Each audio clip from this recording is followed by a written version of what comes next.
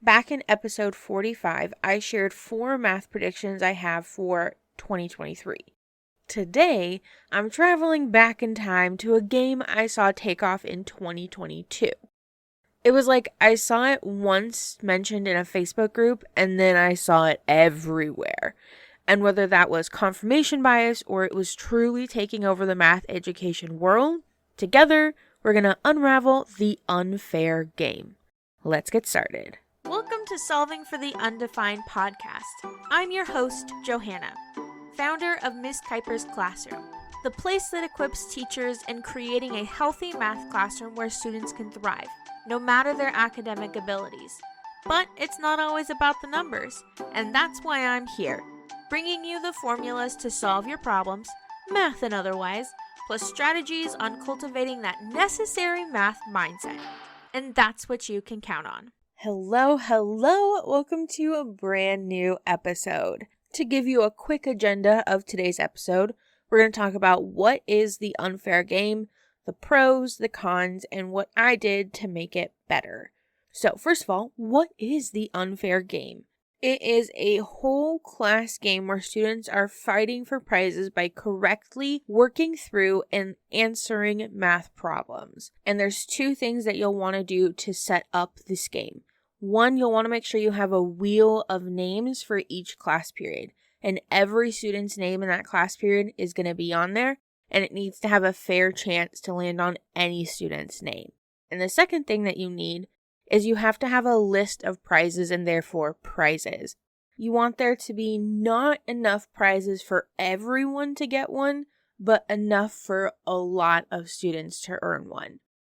And I know you think, oh, that's so unfair. Every kid should win. That's the name of the game. Unfair game. So here are kind of the rules for the game. You're going to post a question on the screen, and I usually do a slideshow for this with a timer on it. You're going to put a problem on the screen and then start the timer. Students have 1 to 2 minutes, depending on the question, to answer and work through the problem. After that 1 to 2 minutes is up, you're going to spin that wheel to pick a student. If that chosen student has the correct answer and has the work shown to back it up, I call this doing the problem with integrity, showing the work that got you to the answer. That student will get to write their name on any one of the prizes. And students can only have one prize with their name on it. And I'll get to kind of the caveat to that later on. But if that student is wrong or doesn't have the work to back up the answer, the teacher or you will spin the wheel again and choose a different student. And the process will kind of start over. And I want to be clear, the student who gets the answer correct and with the work to show it does not take the prize. They just write their name by the prize. So you have like it on the whiteboard or something, and students will quote unquote claim it by putting their name on it. And here's where this caveat piece comes in. If all of the prizes have been claimed, the next student who gets a question right with the work to back it up will get to erase any one of the people's names on the board and replace it with their own name. Hence, some more of why the game is called the unfair game. Also, students cannot have their name up there more than once. So if they are chosen for another question and they get it right, they have to, or they can choose to erase someone else's name and replace it with theirs, but then they have to erase their name on the original prize, which now leaves a blank space for the next person to put their name up there. And then the game is over when you run out of questions or if your designated time is up. One pro tip that I learned through this process is make sure that you have more questions than you have prizes. So if you have 15 questions, make sure you have like 10 prizes or maybe like a little less. I'd say 10 is probably a good sweet spot if you have 15 questions, because then that'll give a chance for 5 students to erase names and replace it with their own. Before we jump into the pros and cons of the unfair game, I want to talk about what prizes you could use for this game. Because I know for me, I do not like to spend money when I don't have to. So I like to figure out what can I give as prizes that students will enjoy without breaking my wallet.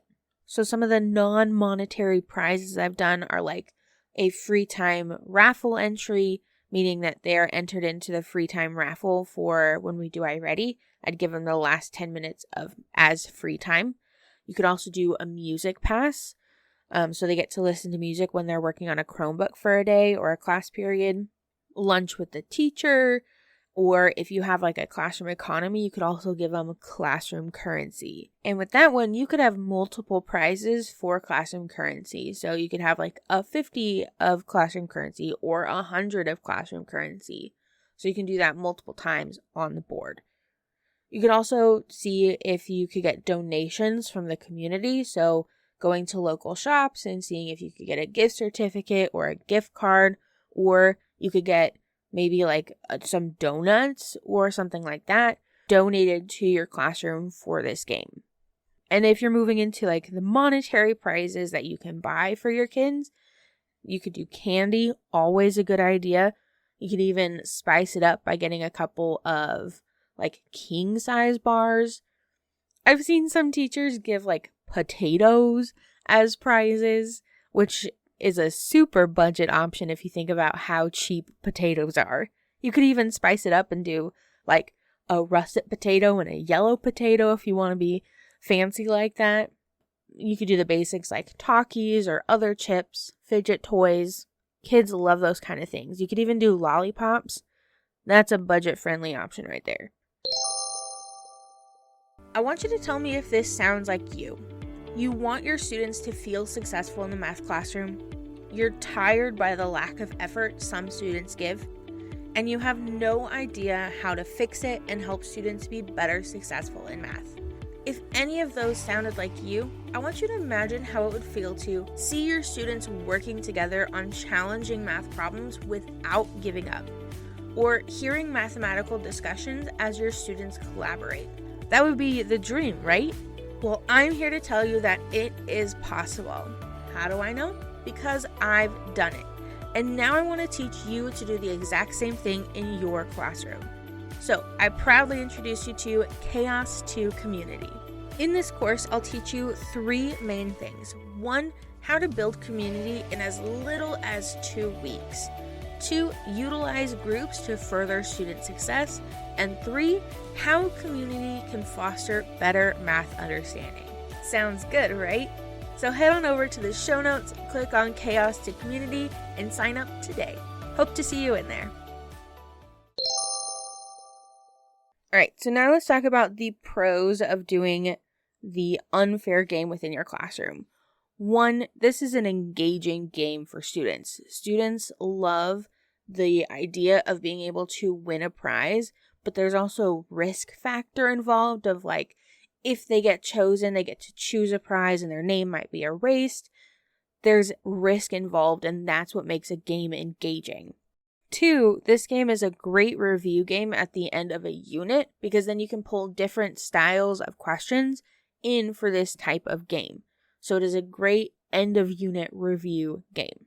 3, the emphasis of this game is really showing the work to get the correct answer, not just getting the correct answer. And I think too, you'd have to make sure that your students understand what it means to do a problem with integrity, of you have to know how the answer is gotten within the context of the problem. 4, you have some really unique prize options within this game. Like I said before, you can do potatoes, you can do music passes. You really have a lot of free leeway with this to create some really engaging things through unique prizes. Another pro is this is a full class period game. This is something that'll take a really long time. And I know for me, if I'm going to put effort into something, I want it to take up a lot of time. And it allows you to replicate it every class period.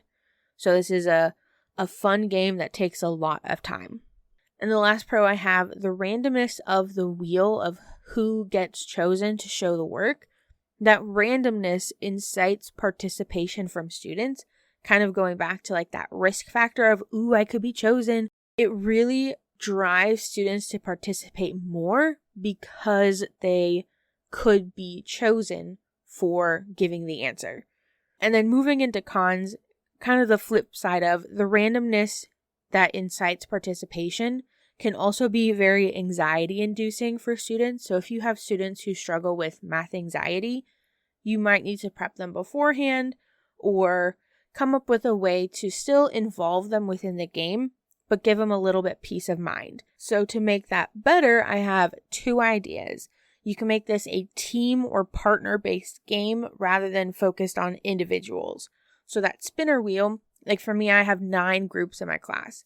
So I could have teams 1 through 9 on the wheel, and then it gets spun. And then they would elect one person from their team to then present the question or the answer to the whole class. And then you could either put the team's name on the prize or the student's name on the prize, depending on what the prize is. But that is one way to kind of help alleviate students who have that math anxiety of like, oh, I could be chosen. Like, I don't like that. That doesn't feel good. It causes more anxiety than excitement for the game itself. So doing it as a team or partner-based activity or game might be the way to go.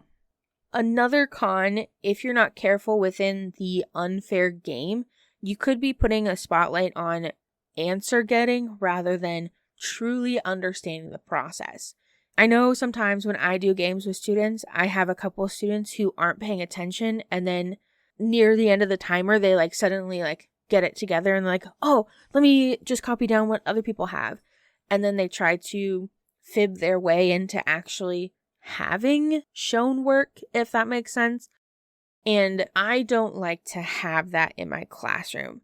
I like to make sure that the spotlight is truly on deeply understanding what the problem has. And so I want to make sure that when a student is called on, they can actually walk us through the process. And this is good too, because it helps the whole class review and hear it again, especially if you had kids who didn't get the problem done or didn't understand how to get started. They get to hear it from a student's perspective, how to complete the problem, their thinking process.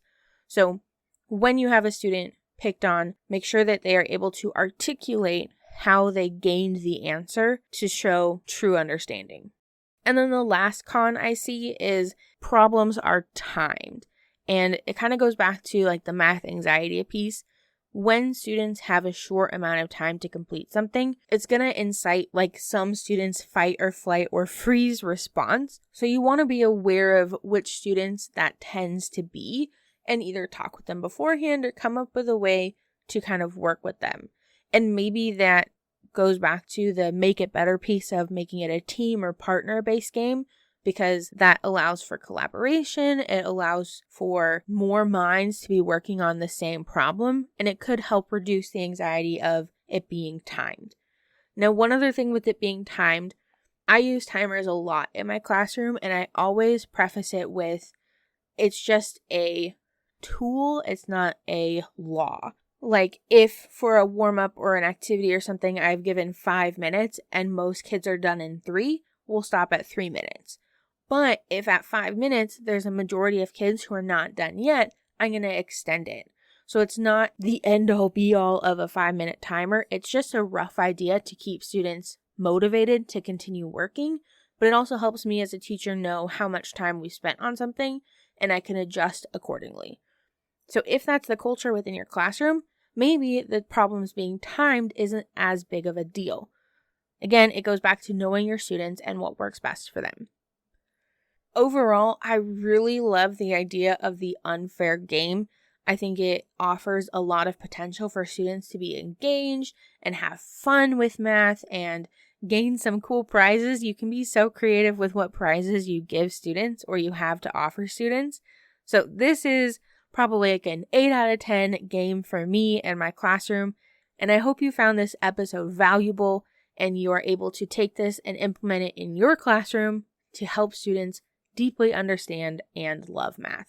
If you would take the time, it would mean so much to me if you left a review of the Solving for the Undefined podcast, so more math teachers can learn and further develop skills that they can use to help students deeply understand and love math. So whatever platform you're listening on, whether it's Apple Podcasts, Spotify, or something else, I would love it if you take the time to leave a review. And with that, I'll calc you later. Thank you so much for tuning into today's episode. To find all the links and resources to things talked about in this episode, head on over to MissKuipersClassroom.com and click on podcast.